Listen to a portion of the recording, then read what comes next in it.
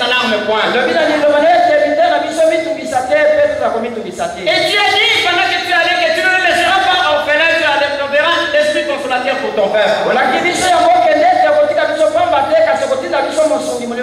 Nous voulons ce soir être conduits par cet esprit qui a conduit les apôtres. Bénis tes serviteurs qui sont venus de partout de cette province et même au-delà de notre province. C'est parce que tu as mis à part en fait en ce moment ils puissent porter à ton peuple la pire nourriture que toi tu as destiné pour le salut. Bénis et assiste-nous dans cette réunion. Depuis le début jusqu'à la fin, oh notre Dieu. En fait, ceux qui sont venus avec des problèmes trouvent des solutions au nom de Jésus. Et que ceux qui sont malades physiquement ou spirituellement soient guéris au nom de Jésus. Et ceux qui sont en train de traîner encore le pas dans la ville. Dieu, c'est toi qui touches les cœurs. Aux yeux des hommes, cette chose peut paraître inutile et simple. Mais c'est une chose qui a une grande valeur. Toi qui connais les cieux, touche à leur cœur afin qu'ils viennent à s'associer à toi. Bénis chacun de nous d'une manière spéciale. Nous chassons loin de nous tout esprit contraire de ta parole. Et tous ces esprits s'en aillent au loin dans les lieux arides au nom de Jésus.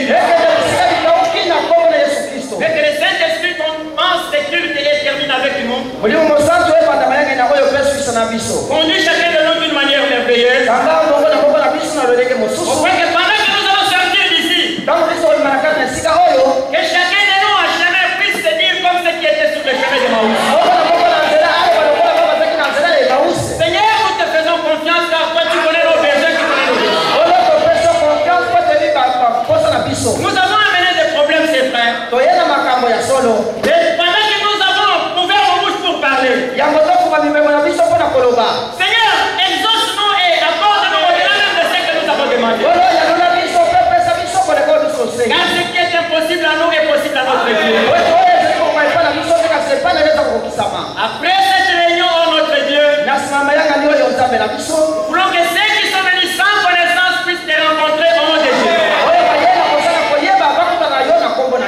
Accorde-nous tes bénédictions depuis les cieux. Car nous croyons que nous sommes déjà bénis. Car la parole de Dieu qu'il est doux et merveilleux quand les frères sont des mères ensemble. Bénis-nous au nom de Jésus-Christ. Amen.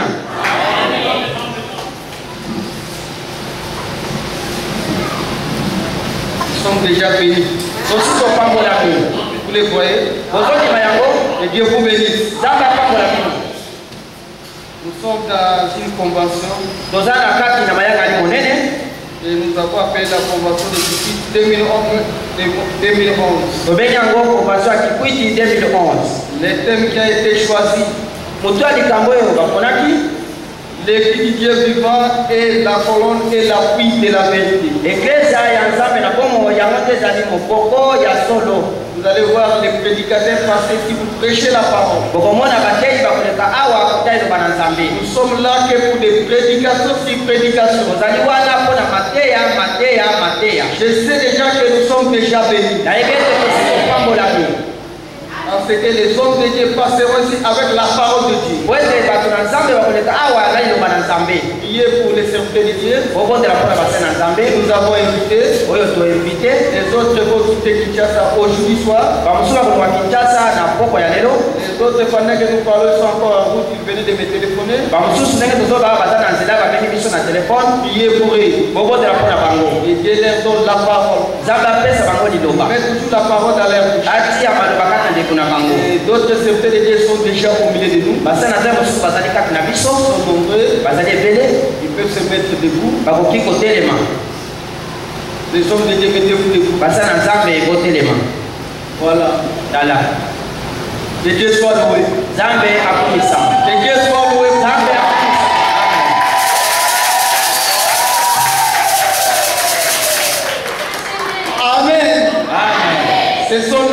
invités.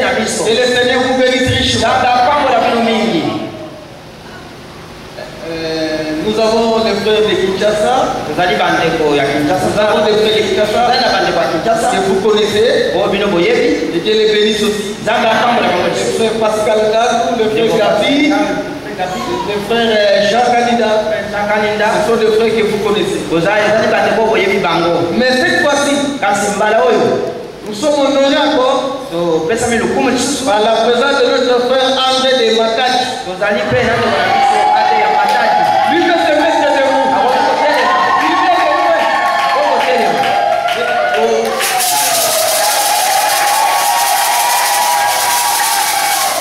Que Dieu les bénisse. Ils vont aussi parler. Il va. Que Dieu les bénisse. En dehors de ça, nous avons aussi certains frères et sœurs. Les autres prédicateurs que vous avez vus, ce sont des prédicateurs de notre province de Bandung. Nous sommes ensemble avec eux. Nous travaillons ensemble. Et Dieu les bénisse. Il y a aussi un frère qui est venu de la province de Kassai. De Chikapa. Notre frère Janvier. Tu peux te mettre de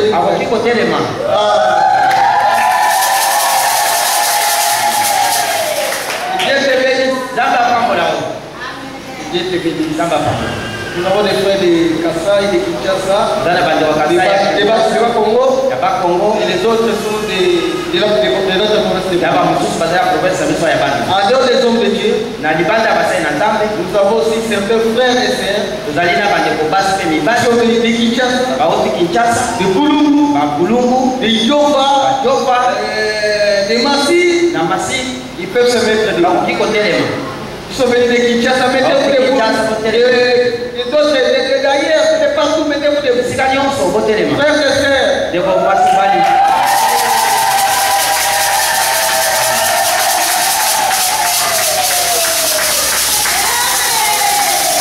que Dieu vous bénisse. Nous avons vraiment des sœurs venant de Diopa, de Boulungu. Mais frère, je vous dis, les autres sont venus à pied. Avec les enfants. Les Seigneurs vont vous récompenser. Ce n'est pas en vain. Et Dieu vous bénisse. Non, notre sœur n'a pas voulu se mettre. Notre sœur Véro.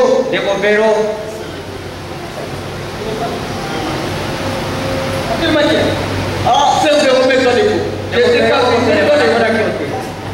Mets-toi debout. Cette fois-ci, attendez d'abord. Je sais, c'est la joie. C'est l'épouse de notre frère Gabi.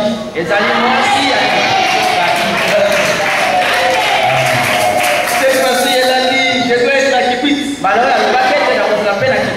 Et Dieu te bénisse. Il y aura des prédicateurs qui vont parler cet après-midi. Notre frère Gabi va commencer. Après ça sera notre frère Jacques. Demain aussi, dimanche aussi. Nous allons vous donner les programmes. Pour gagner les temps, nous allons chanter. Nous allons chanter des cantiques. Puis nous allons écouter la parole de Dieu.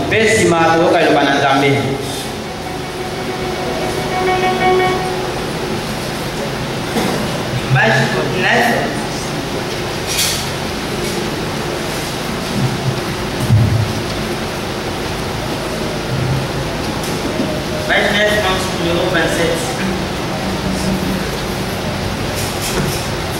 9-27.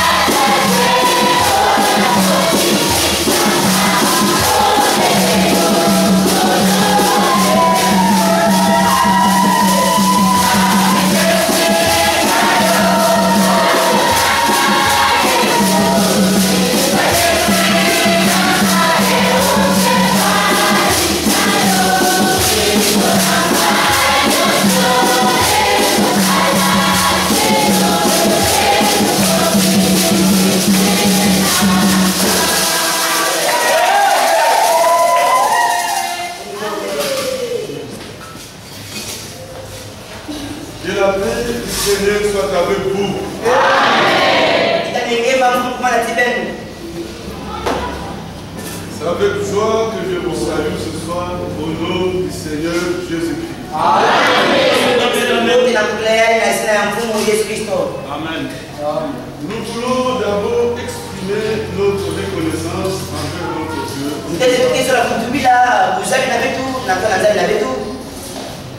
Qui nous a gardés. Nous tous nous sommes déplacés de différents endroits.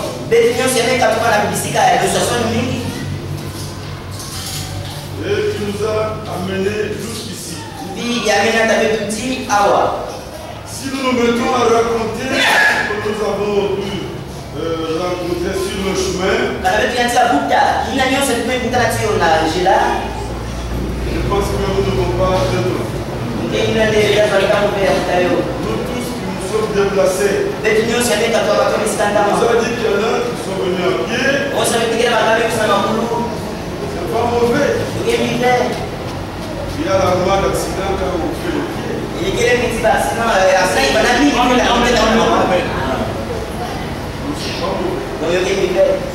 Mais nous voulons rendre grâce à notre Dieu. Il a rendu possible ce rassemblement. Nous le remercions pour la présence physique de tout un chacun. Notre prière, que chacun de nous qui est venu dans cette convention avec le cœur plein d'attente, il rentre chez lui avec le cœur plein de reconnaissance. Que notre Dieu, qui sonde les reins, qui éprouve le cœur, qui connaît la profondeur de vos cœurs, qui connaît les questions qui peuvent être en vous, notre Dieu qui connaît vos préoccupations, et lui-même se révèle à tout un chacun. Et il nous bénisse tous. Au nom du Seigneur Jésus-Christ. Amen. Amen. Je vous invite à vous lever. Nous allons lire la parole de Dieu. Comme nous allons intervenir à deux, il faudra que je puisse laisser le temps à mon frère Jean. Nous allons lire dans 2 Rois. 2 Rois au chapitre 5.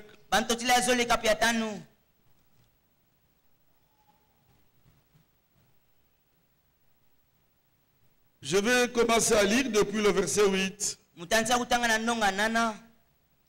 Lorsque Élisée, homme de Dieu, apprit que le roi d'Israël avait déchiré ses vêtements,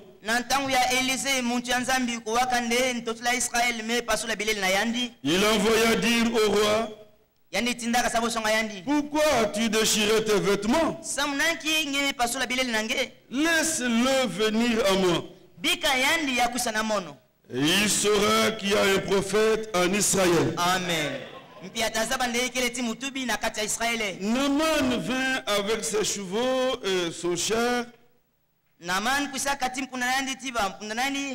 Et il s'arrêta à la porte de la maison d'Élisée. Élisée lui fit dire par un messager: va et lave-toi cette fois dans le Jourdain. Ta chair redeviendra saine et tu seras pur. Naaman fut irrité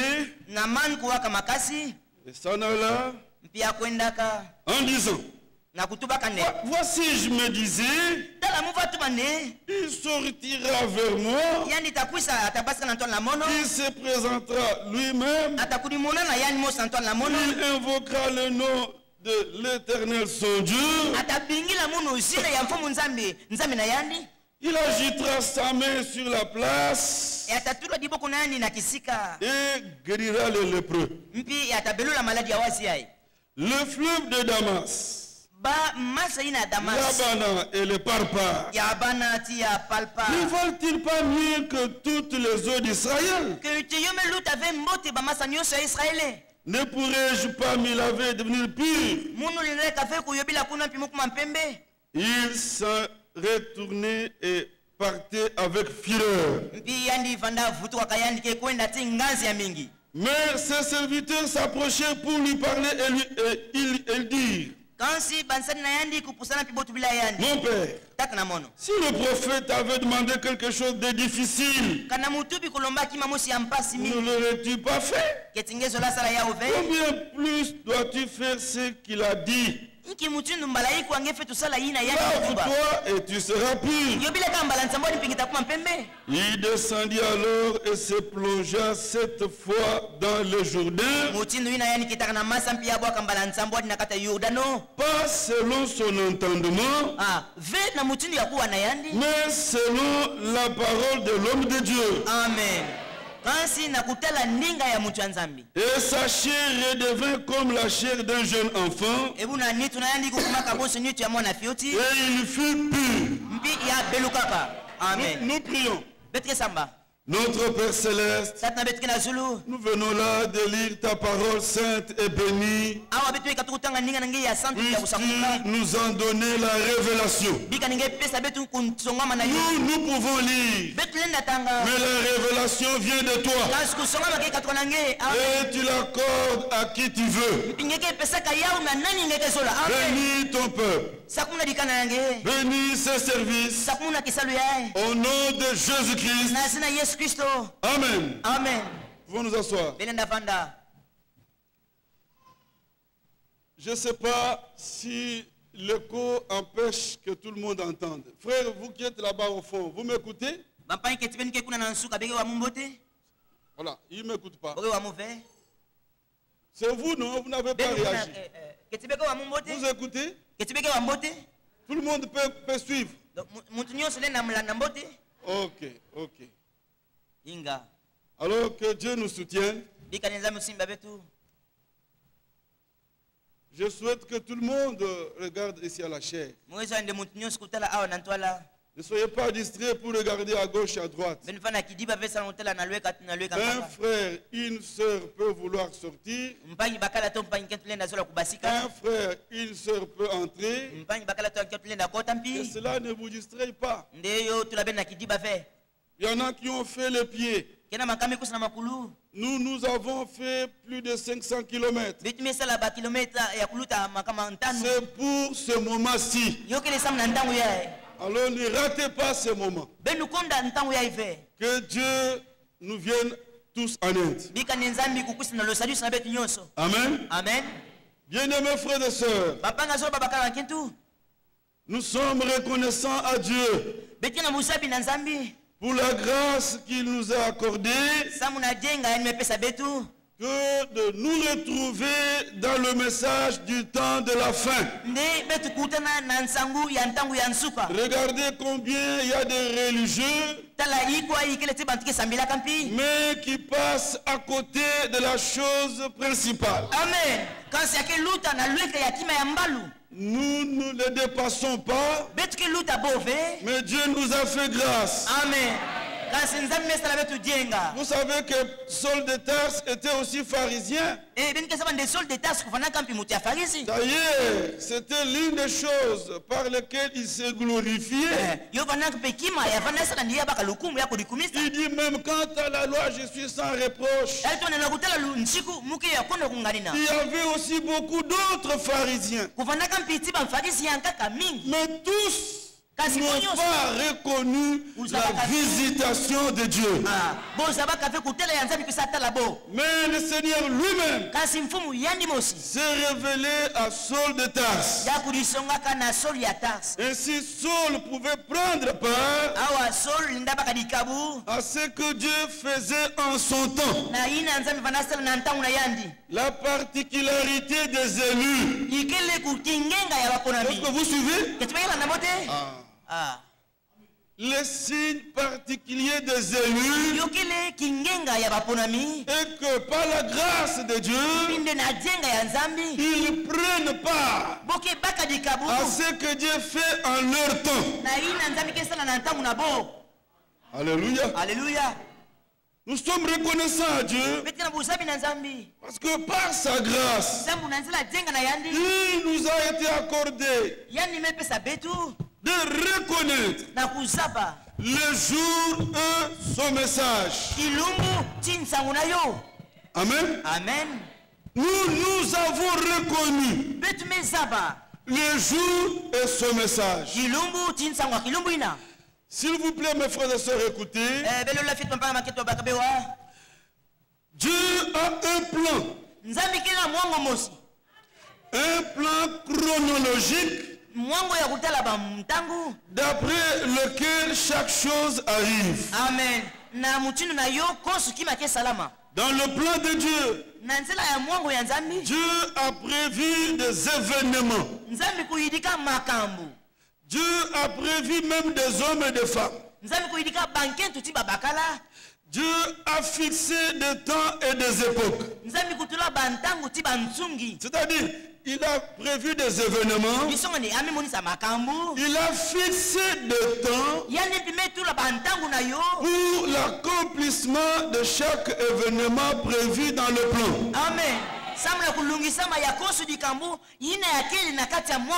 prévu aussi des hommes et des femmes devant prendre part aux événements, aux situations, aux événements prévus dans le plan.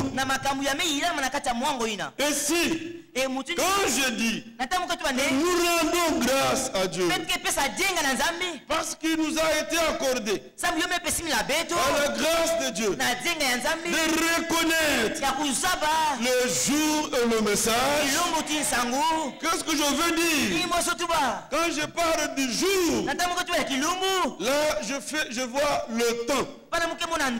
C'est-à-dire, ce temps que nous vivons, c'est un temps prophétique. Amen. C'est un temps prévu dans le plan. C'est un temps dont Dieu a fait mention d'une manière spéciale dans le plan. Et il y a des événements bien précis qui doivent prendre place en ce temps. Mais Dieu fait tout par le moyen de sa parole. Amen. Voilà pourquoi nous disons ceci. Nous rendons grâce à Dieu parce que nous avons reconnu le jour et le message. Oui, bien aimés frères. Il y a des hommes et des femmes sur qui Dieu a formé des projets. Oui. Et quand le temps fixé est là, Dieu lui-même agit. Dieu lui-même opère pour que les hommes et les femmes revus dans le plan, je veux dire les élus, prennent part aux événements là qui prennent place en leur temps. Dieu lui-même les conduit. J'espère que vous suivez. Je vais prendre un exemple dans la Bible. Lisons dans Genèse. Peut-être que vous comprendrez mieux. J'ai l'impression qu'il y a des nerfs qui s'étendent. Écoutez, Genèse chapitre 17. Le verset 7. J'établirai mon alliance entre moi et toi et tes descendants après toi, selon leur génération. Ce sera une alliance perpétuelle en vertu de laquelle je serai ton Dieu et celui de ta postérité après toi. Je te donnerai et à tes descendants après toi le pays que tu habites comme étranger, tout pays de Canaan, en possession perpétuelle, et je serai leur Dieu. Amen. Amen. Dieu parle à Abraham. Et c'est en cette occasion qu'il a changé son nom. À ce moment, Abraham avait 99 ans. Mais il n'avait pas encore vu Isaac. Mais regardez que Dieu parle déjà de ses descendants. Est-ce que vous suivez? Donc ce sont des personnes connues d'avance. Et que dit la Bible? Ceux qu'il a connus d'avance, il les a prédestinés à être semblables à l'image de son fils. Ceux qu'il a prédestinés, lui-même les a appelés. Ainsi de suite. Regardez ici. Abraham n'a même pas encore eu Isaac. Mais Dieu parle des choses qui devaient s'accomplir dans un avenir très lointain. Notre Dieu, il est illimité. Toutes choses sont présentes à son esprit. Dieu, il ne parle pas de choses irréelles. Quand il parlait à Abraham, faisant marcher de ses descendants, à son esprit, ces descendants-là sont présents. Dieu le voit. Alléluia. Bien mes frères. Dieu parle d'un événement. Si vous avez été attentif, prenons d'abord Genèse 15. Verset 13. Et le Seigneur dit à Abraham, sache que tes descendants seront étrangers dans un pays qui ne sera point à eux.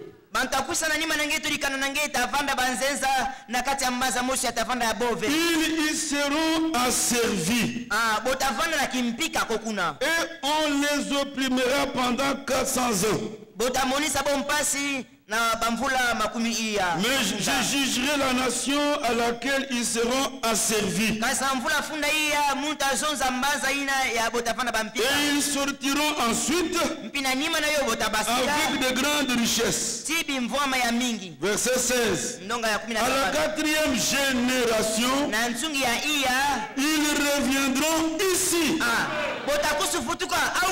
Bien aimé frère, si vous êtes attentif, vous verrez que Dieu fait mention des hommes et des femmes. Les descendants d'Abraham. Dieu fait mention des événements. D'abord Dieu dit, ils iront en esclavage. C'est un événement. Ce que Dieu dit arrive. Amen. Quand Jacob allait en Égypte, avec ceux de sa famille, ses serviteurs, tout ça, au milieu d'eux, aucun ne pouvait s'imaginer qu'ils allaient en esclavage. Donc Jacob avait reçu une bonne nouvelle. On lui a dit, Joseph vit. Et même il est un grand chef. Jacob dit, j'irai. Je verrai mon fils. Vous savez, c'était le temps de famine. Mais en Égypte, c'était l'abondance. Et c'est Joseph l'intendant de tout. Amen. Quand ils allaient en Égypte, ils voyaient l'abondance.